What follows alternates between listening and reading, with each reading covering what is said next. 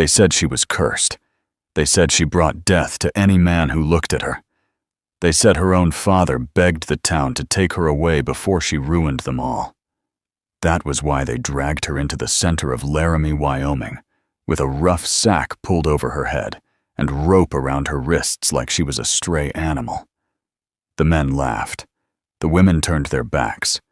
The preacher did not say a word. But Elias Boon did not laugh. He stood at the edge of the crowd, tall and silent, his broad shoulders wrapped in a heavy buffalo coat, dusted with snow. He had come down from the Bighorn Mountains only to trade pelts and buy flour before winter sealed the passes. He did not come for a bride. Yet there she was. The auction block was nothing more than an old wagon turned sideways in the mud, and a thin man named Clyde Mercer stood on it, waving a paper in his hand like he was selling fine cattle. "Strong back," Clyde shouted. "Young, no sickness, just unfortunate in the face." The crowd chuckled. The girl did not move.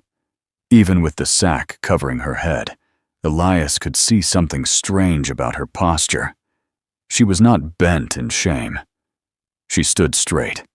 Her chin was high beneath the cloth. "How much?" someone called. $10, Clyde barked. $10 and she's yours. You won't have to look at her. Keep the sack on if you want. A drunk ranch hand staggered forward. $5. $7, another man said. "I need someone to scrub floors." They spoke about her like she was not even there. Elias felt something twist in his chest. He had seen men die in the war. He had seen widows starve. But this felt worse. This felt wrong. He stepped forward. 20. The number cut through the noise like a rifle shot. The crowd turned.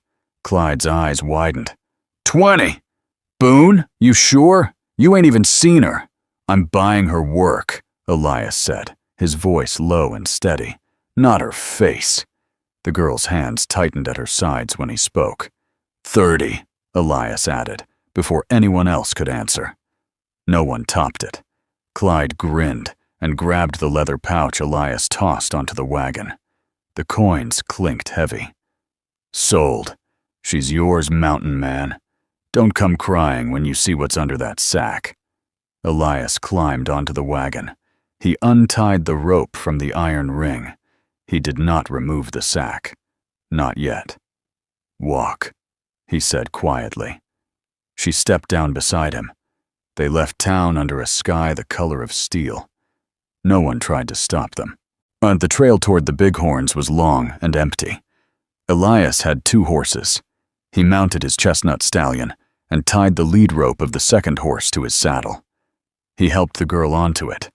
She moved carefully but did not tremble. They rode for hours in silence. The snow deepened as they climbed. The air grew sharper. The town disappeared behind them like a bad dream. "You can take it off," Elias said at last, without looking back. "No one's watching." She did not answer. After a moment, she reached up and loosened the rope around her neck. But instead of removing the sack, she only lifted it slightly so she could see the path ahead. Her face remained hidden. Elias frowned but said nothing. By nightfall, they reached his cabin. It stood against a wall of dark pine trees near a frozen creek. Smoke rose thin from the chimney. Yes, the place was rough but sturdy, built with his own hands.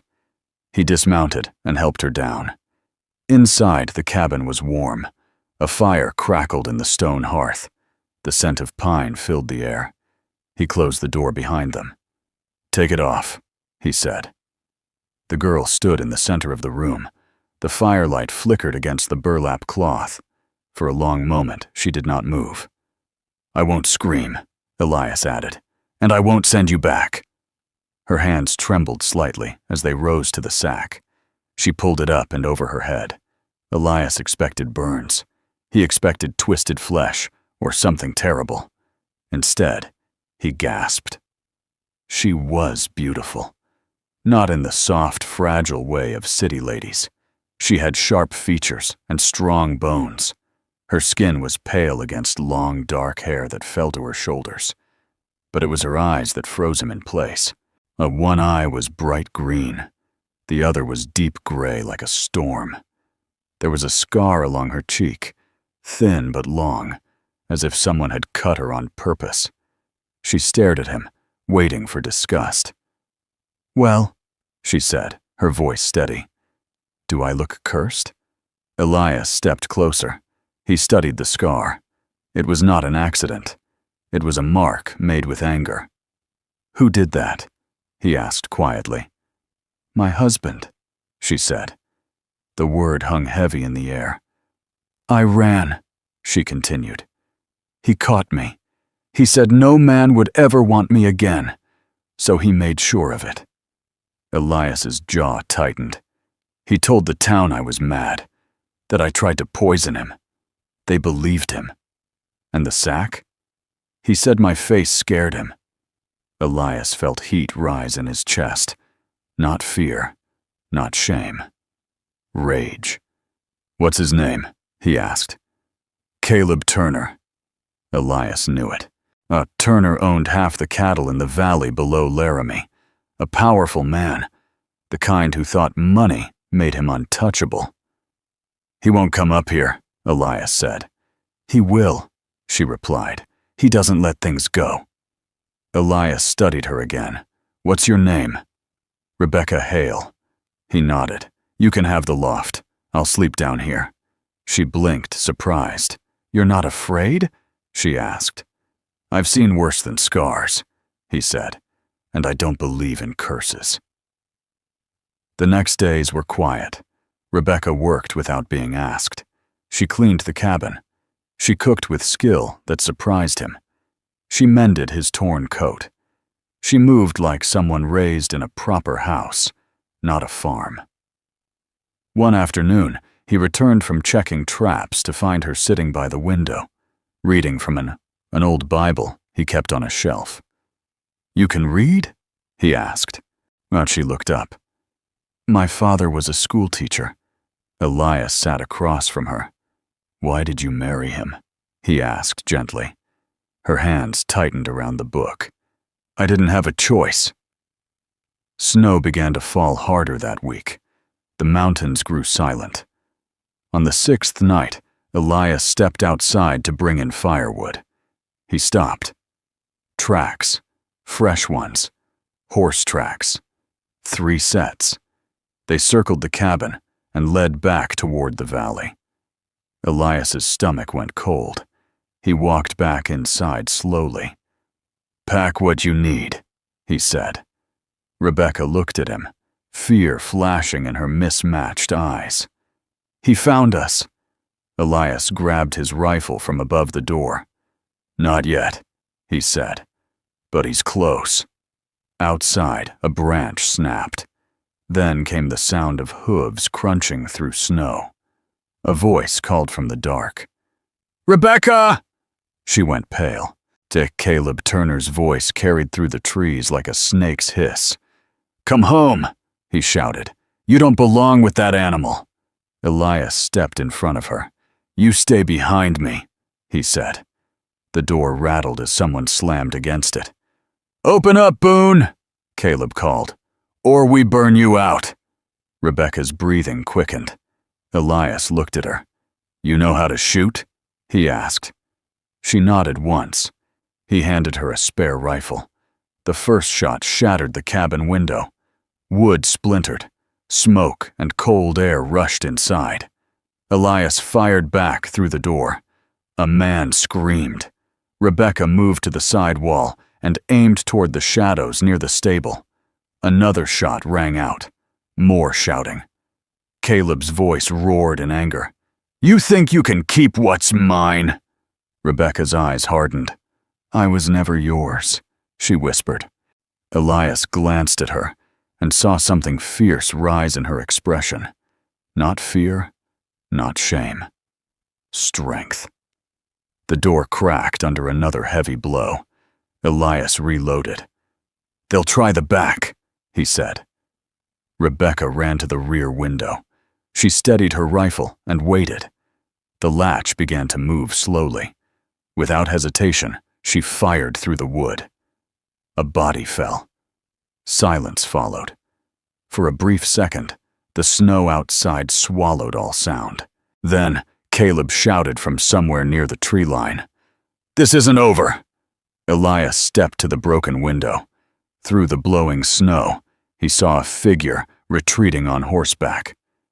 Caleb Turner was not dead. He was retreating. But the look he gave the cabin before vanishing into the storm promised something worse than tonight. Elias shut the door and barred it tight. Rebecca stood shaking now, the rifle still in her hands. He walked to her and gently lowered it. "You did good," he said. She looked at him, tears finally breaking free. "He won't stop." Elias stared into the storm outside. "Then neither will we." The wind howled against the cabin walls. Winter had only just begun. The storm lasted 3 days. Snow buried the cabin halfway to the windows.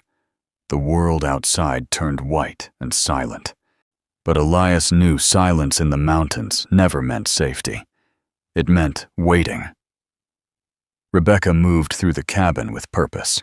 She did not speak much after the attack. She chopped vegetables with sharp, quick strokes.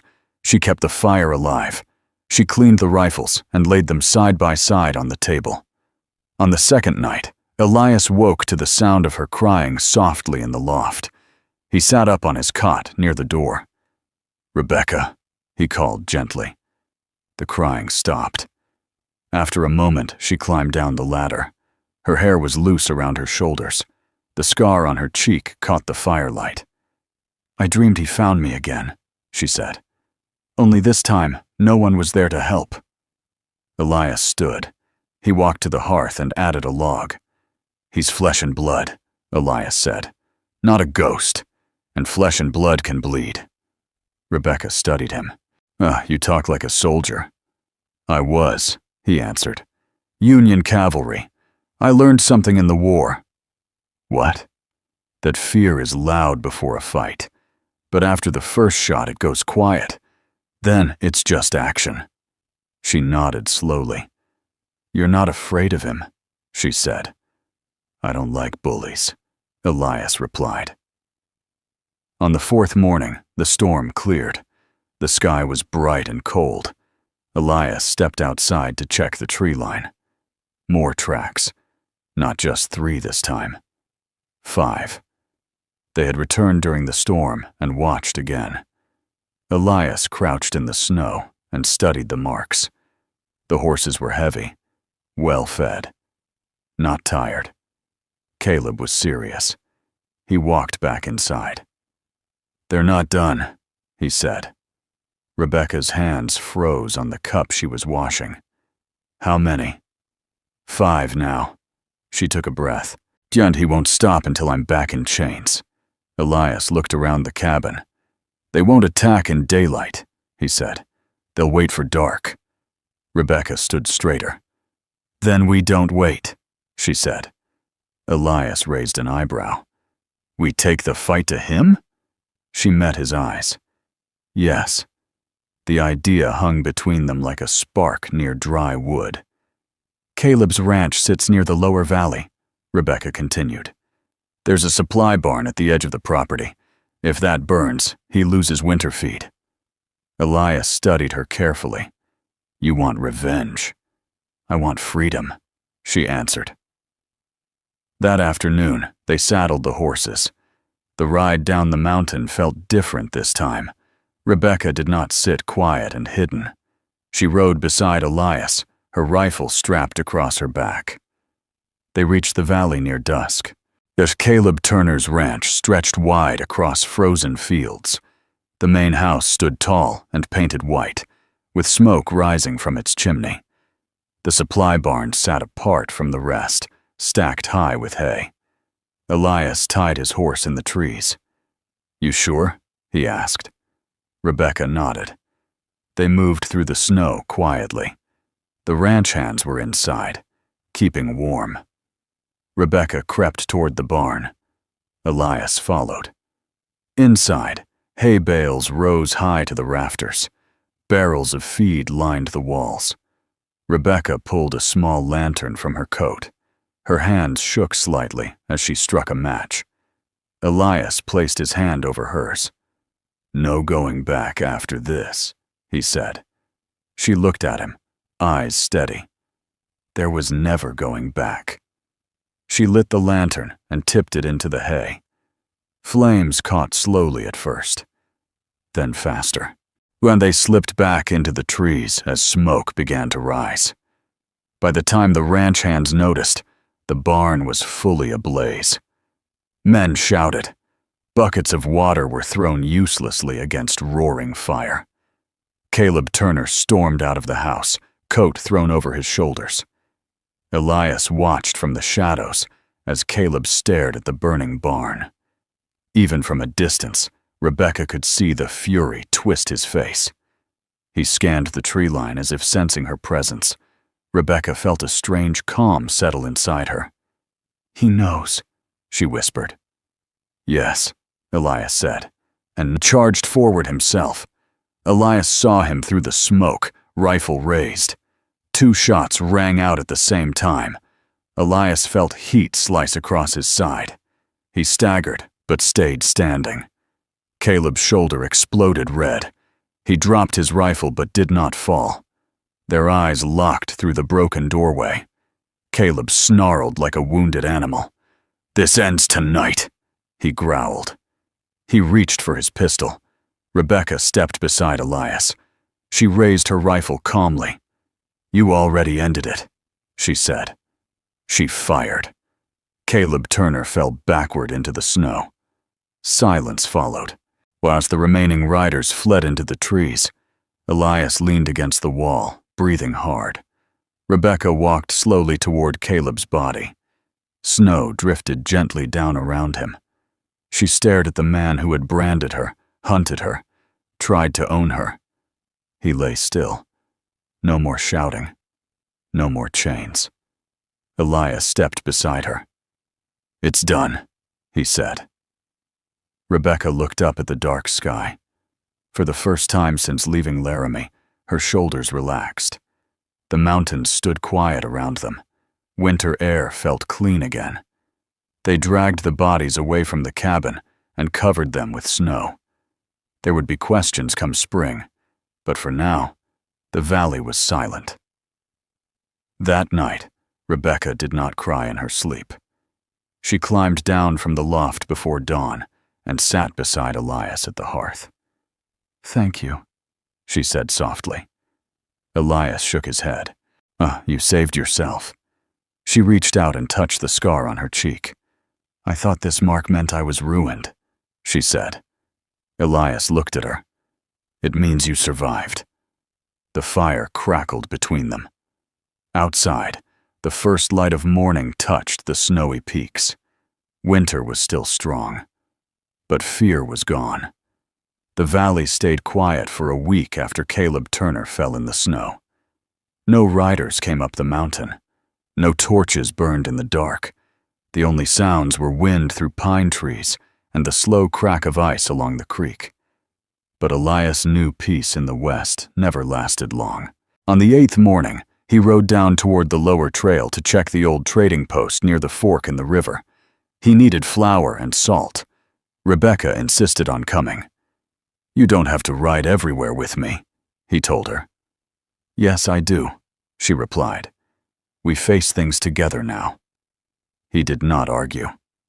When they reached the trading post, the old wooden sign creaked in the wind. 2 horses stood tied outside that did not belong there. Elias's jaw tightened. Inside, 3 men stood near the counter speaking in low voices. They wore long dusters and clean boots, not ranch hands, not miners. Lawmen. One of them turned as Elias entered. "You Elias Boon?" the tallest one asked. "That depends who's asking." "Deputy Marshal Warren Cole." He removed his hat slowly. His eyes shifted toward Rebecca. We're here about Caleb Turner.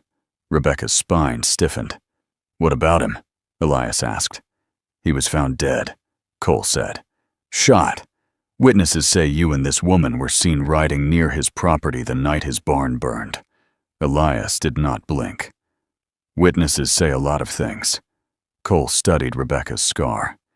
You Rebecca Hale? Yes. Caleb Turner was your husband. Rebecca's voice did not shake. He forced that marriage. Cole crossed his arms. Maybe so, but he was a powerful man, and powerful men have friends. The room felt tight. You planning to arrest her? Elias asked. That depends, Cole said, on whether she killed him in self-defense. Rebecca stepped forward. He broke into our cabin with 5 armed men, she said clearly. He fired first. I shot back. Cole watched her for a long moment. You got proof? Elias met his eyes. You're welcome to ride up and see the bullet holes in my walls. Cole looked at his 2 deputies. One of them shrugged slightly. Turner had enemies, the deputy muttered. Plenty of them. Cole sighed. Thing is, he said slowly, when a man like Turner dies, folks look for someone to blame. His brother runs cattle south of Cheyenne. He's already asking questions. Rebecca felt cold creep up her spine. Let him ask, she said. Cole leaned closer. He's offering $500 for the woman who killed his brother. Silence fell. Elias's hand rested near his belt. Cole raised both palms slightly. I ain't here to collect that, he said. But bounty hunters might be. Rebecca's eyes hardened. So, what are you saying? I'm saying if you stay up on that mountain. Oh, you better be ready. Men will come. Elias nodded once. We've been ready. Cole placed his hat back on his head. I never liked Turner, he admitted. But the law don't care about feelings. Keep your rifles clean. He stepped aside, letting them leave. The ride back felt heavier than before. Rebecca stared ahead at the rising peaks. It never ends, she said quietly. It changes, Elias replied. That's all. 3 weeks passed. Snow began to soften under early spring sun. The creek cracked and flowed again. Then one afternoon, Rebecca heard it. A single distant gunshot. Elias was checking traps near the ridge. Rebecca grabbed her rifle and ran outside. Another shot echoed. She mounted her horse without thinking and rode toward the sound. Smoke rose faintly near the tree line. She found Elias kneeling behind a fallen log, blood seeping from his left thigh. Across the clearing stood 2 men with rifles, bounty hunters. Elias fired once more, hitting one in the shoulder. The other ducked behind a tree. Rebecca slid off her horse and dropped behind a rock. You all right? She shouted. Still breathing, Elias answered through clenched teeth. The bounty hunter behind the tree yelled out. $500, says she's worth more dead than alive. Rebecca's grip tightened. She moved low and fast through brush, circling wide. The man focused only on Elias. Rebecca came up behind him silently. Turn around, she said coldly. He spun halfway before she struck him across the head with her rifle stock. He collapsed into the snow. The other bounty hunter fled, dragging his wounded arm, while Rebecca ran to Elias. His leg was bleeding badly. She tore fabric from her skirt and pressed it against the wound. You came alone, he muttered. You would have done the same. She helped him back to the cabin slowly. For 2 days, she stayed at his side. She cleaned the wound. She boiled water. She fed him broth. On the second night, as rain tapped against the roof, Elias looked at her from his cot. You could leave, he said quietly. Ride east. Take money from Turner's estate. Start fresh. Rebecca shook her head. I don't want fresh, she said. I want this. He studied her face. The scar no longer looked like damage. It looked like strength. You're sure? He asked. She sat beside him. They tried to sell me with a sack over my head, she said. You were the only one who saw me stand.